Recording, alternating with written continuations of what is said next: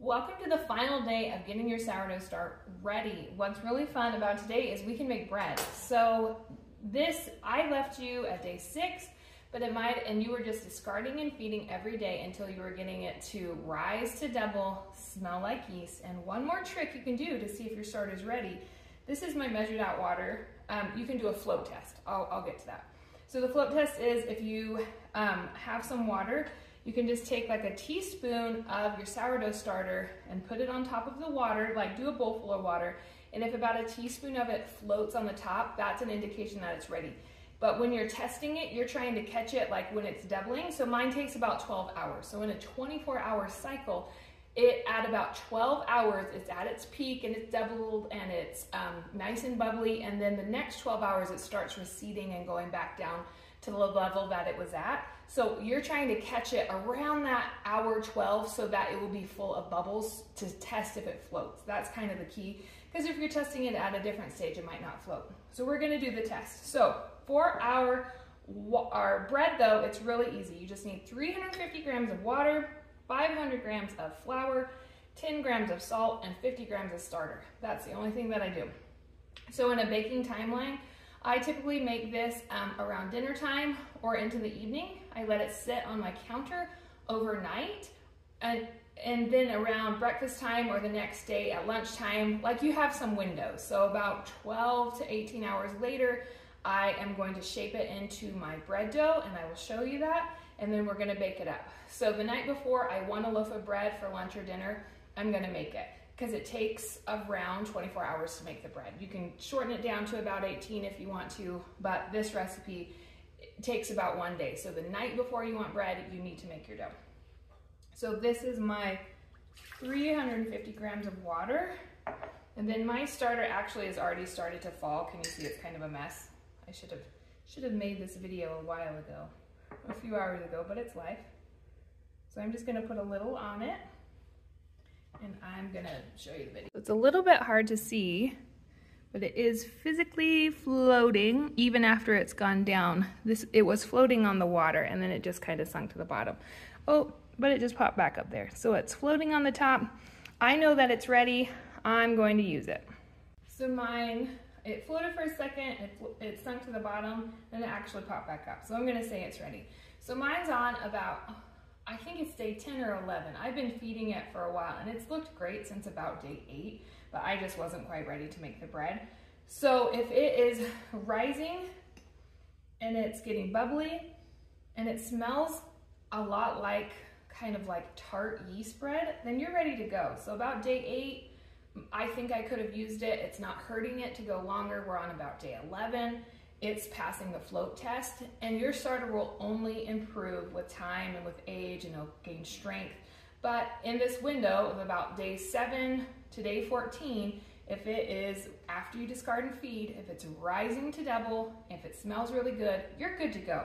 Your loaves might not be perfect in the beginning, and again, kind of like the starter, there might be a little bit of tweaking that you need to do, but there's no issue there. So we are doing 50 grams.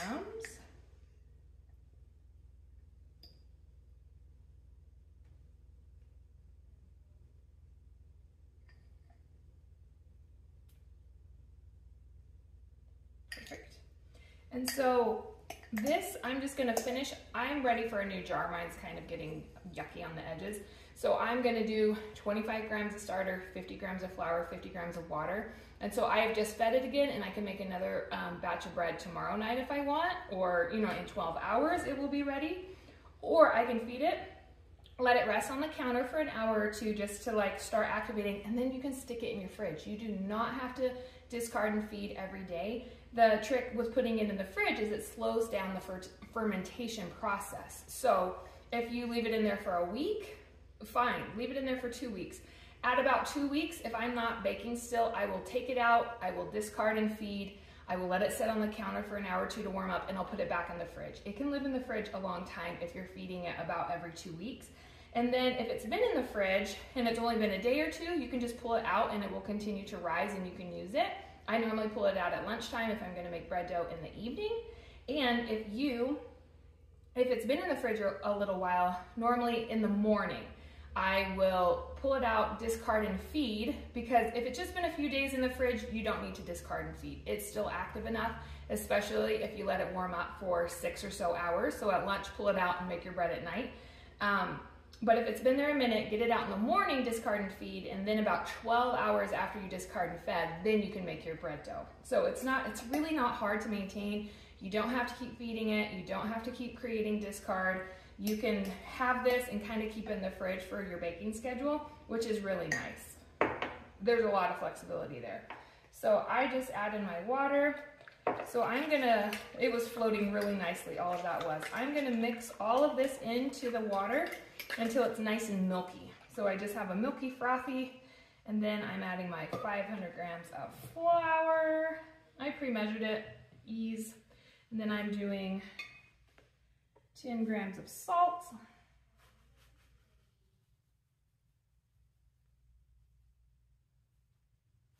Perfect.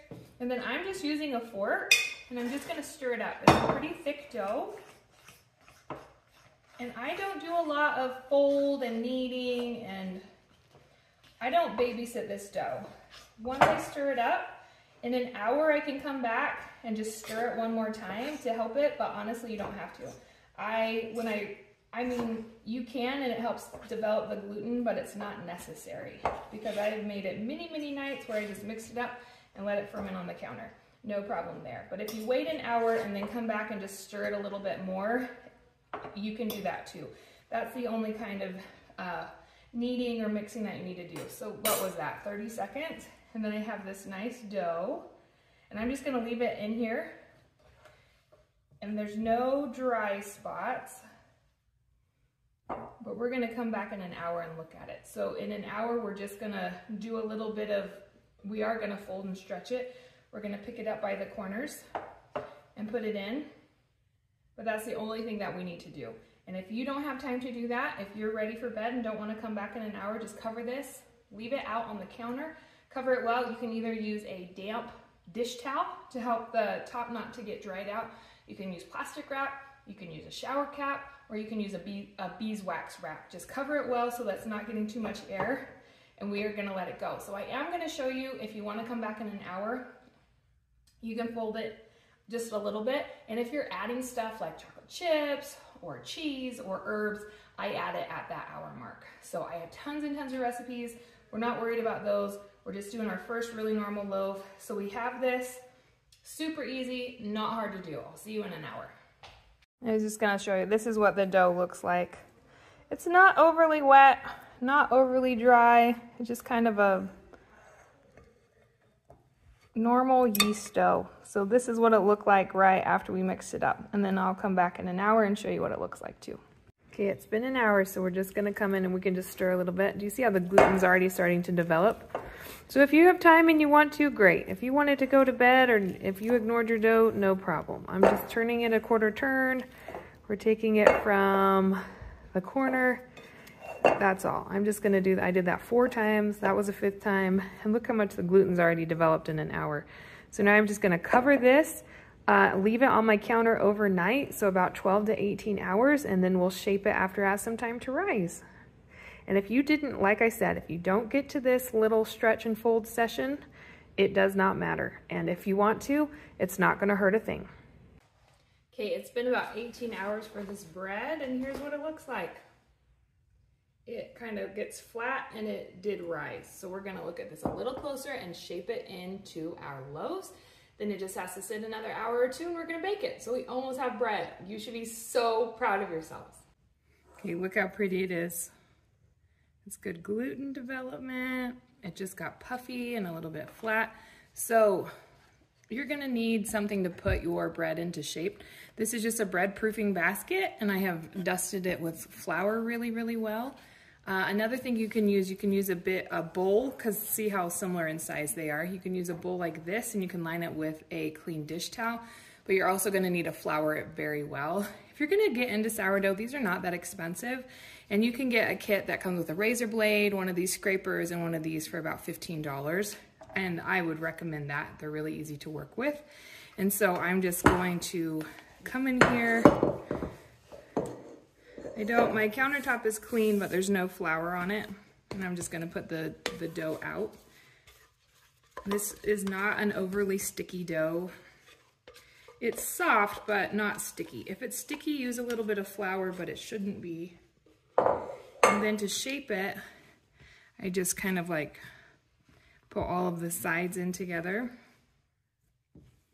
See how nice it's coming together. Then I flip it over and I kind of have the top of a loaf. Then like some of the tackiness from the counter, my hands, these bottom hands are touching the counter and I'm just kind of pushing it. And it's kind of pulling itself. So I'm just pushing, I'm pushing. And you see like it's just turning into a ball. You can kind of see some of like the little gluten strands developing. So the tackiness of the dough against the counter, and I'm just kind of like pushing right at the bottom. I'm not doing any fancy shaping. I'm not spreading it out big or rolling it specifically. I'm just doing a little bit of pulling it, and then the gluten is kind of making the shape of the bread. So then I'm gonna let it sit here for about 10 minutes if I have the time. If not, you can skip that 10-minute rest. And then we're gonna come back and we're gonna do that just a few more times. Okay, after it's sat for its 10 minutes, we're just gonna pull it maybe 3 or 4 times. And it just kind of feels nice. This is some of the magic of the sourdough. It's just really a grounding experience. We're not worried. We're not upset if it's not, you know what I mean? Like, this is just a time to be with the dough. We're not worried about what it is doing or is not doing. But do you see how it's keeping its shape nicely? That is like well-developed gluten. If it's really, really shaggy, maybe we measured something wrong. But I've made this loaf probably 2,000 times in the last 5 years, and it just has really consistent results. So I'm gonna pick it up like that, my floured bowl, and I'm just gonna put it upside down. So that's all that I'm doing with it. I'm gonna let this sit. Sometimes I like to pinch it because it's fun. You don't have to. It just feels nice. And then I'm gonna cover it again. You could use plastic wrap, a wet towel. I have my beeswax wraps that I really like. I'm gonna cover it and it's gonna sit for an hour, 2, 3, depends on how warm your kitchen is. It'll do a lot of puffing up in the oven.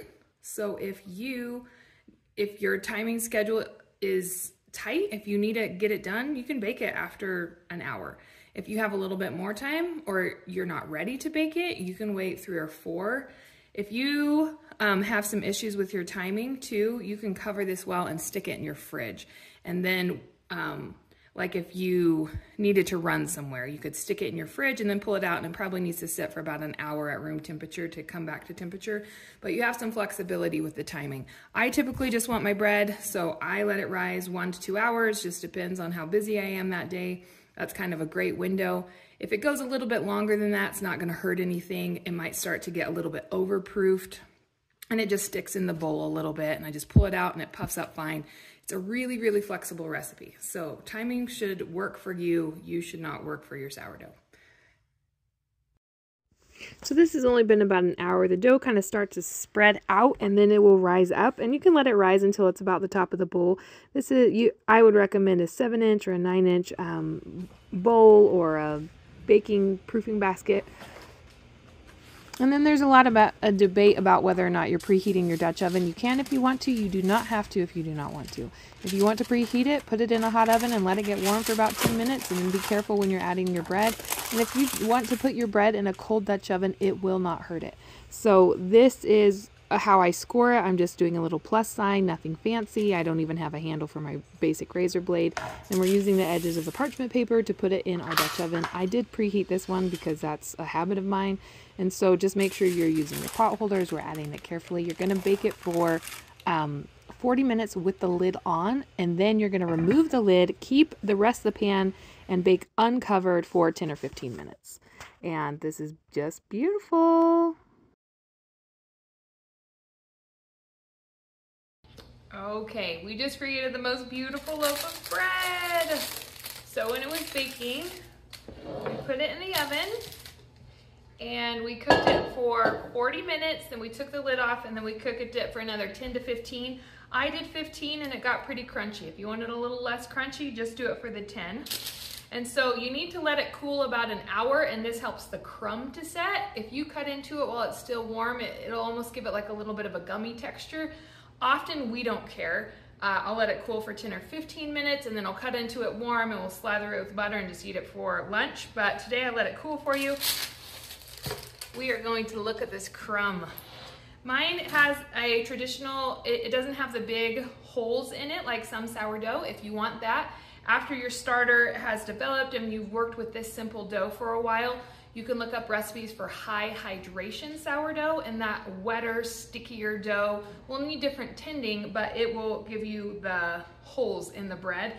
This will have a tight crumb, and it'll be kind of like traditional bread with that nice tart taste and a nice crispy exterior. Okay, so here's a first look. Look at that. It is gorgeous. It smells like heaven. You can smell the tang in it. It has a nice crusty loaf.